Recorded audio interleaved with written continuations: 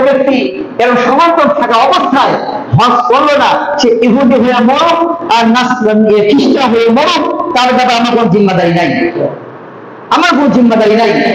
কত গুরুত্বপূর্ণ এইটাকে মানুষের ভালোবাসা, মানুষের প্রেম করা, এর সাথে কিতাবে উল্লেখ করা হয়েছে। যেরকম ভাবে একটা মেয়ে একটা ছেলেকে মেয়েকে বলে আই লাভ ইউ, আমি তোমাকে ভালোবাসি, যদি মেয়ে সমর্থন করে তখন তাদের মধ্যে একটা মহব্বত তৈরি হয়ে যায়। যে আল্লাহর সাথে মানুষের সর্বপ্রথম আই লাভ ইউ, আমি তোমাকে ভালোবাসি, এর বাক্যটা হলো আশহাদু আল্লা ইলাহা ইল্লাল্লাহ ওয়া আন্না মুহাম্মাদুর রাসূলুল্লাহ। এটা বলার মাধ্যমে আল্লাহর সাথে প্রেম শুরু হয়ে গেল, আল্লাহর সাথে আমাদের ভালোবাসা মহব্বত পিয়ার শুরু হয়ে গেল। যখন মানুষ এই আই লাভ ইউ বলার সাথে সাথে মহব্বত শুরু হয়ে গেল, তারপরে তারা কিছুটা অতিক্রম করতে থাকে, তখন তারা ছেলেও মেয়েকে না দিতে থাকতে পারে না, মেয়েও ছেলেকে রাজি থাকতে পারে না। বারবার বারবার ছেলে মেয়ের বাড়ি আসলে ঘোরাফেরা করে যে কখন আমি একটু দেখতে পারবো, কখন আমি একটু দেখতে পারবো।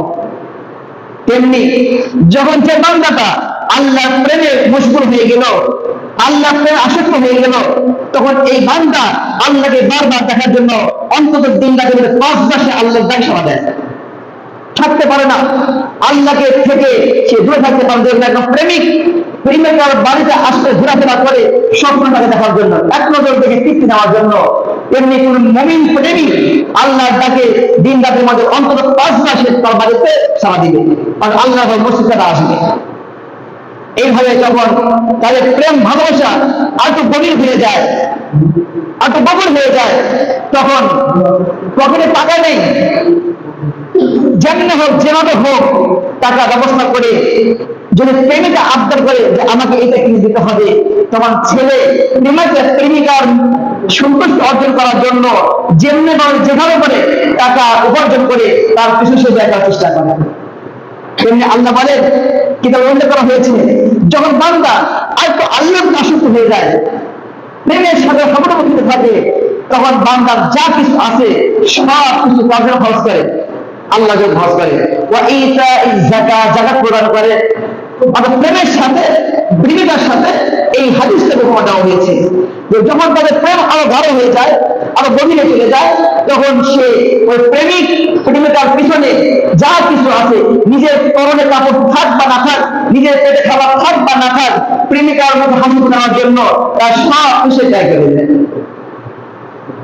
যখন এই পর্যায়ে পৌঁছানো, এর থেকে আরো গভীরে চলে যায়, তাদের ভালোবাসা আরো গভীরে চলে যায়, বান্দার সাথে আল্লাহ আরো গভীরে চলে যায়, তখন প্রেমিক যেরকম প্রেমিকার জন্য অনেক সময় না খেয়ে থাকে, না খেয়ে থাকে না, যে প্রেমিকার মনে খাবার তুলে দেওয়া না পর্যন্ত আমি কেমনে থাকি, আমি কেমনে খানা খাবো।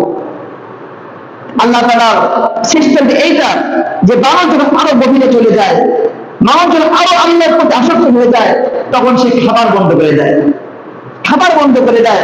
অর্থাৎ রমজান সে রোজা রাখে যে আমি খাবো না, আমার মাহবুব, আমার আল্লাহ, আমার প্রিয়তম আমাকে এইভাবে খানাকে নিষেধ করেছেন, এই সময় খানা খাওয়া যাবে না।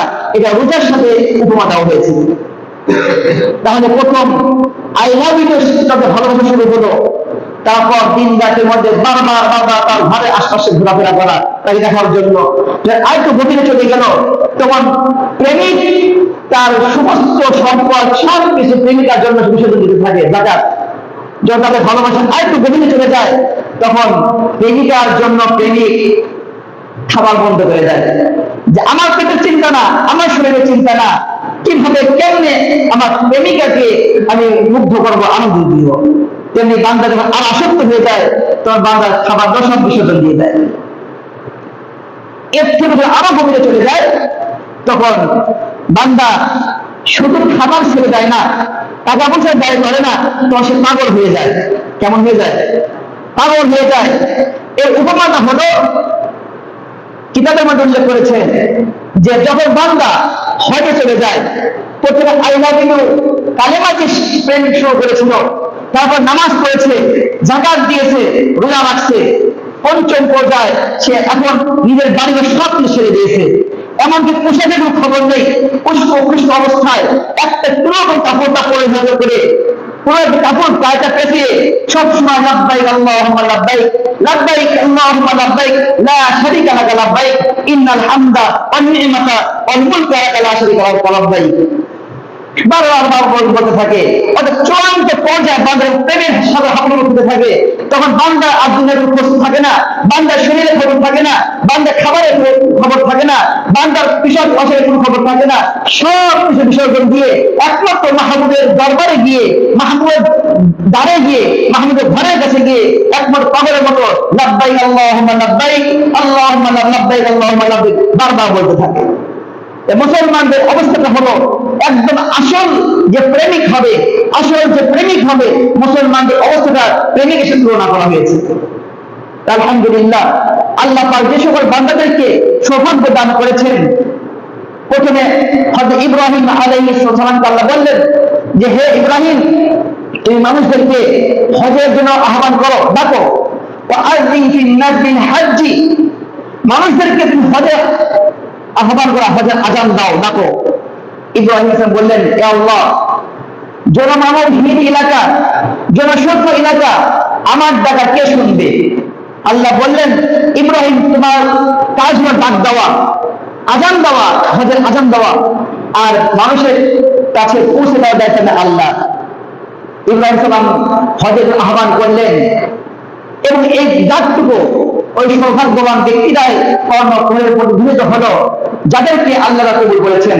রূহের জগতে আল্লাহ নির্বাচন করেছেন যে এই রূহগুলো আমার ঘরে আসবে, আর পাগল পারা হয়ে আমার ঘরে আসবে। আল্লাহ তাদের কবুল করলেন যে যতবার ইব্রাহিম আলাইহিস সালামের আযান শুনেছে, হজের আযান শুনেছে, সে ততবার হজ করবে।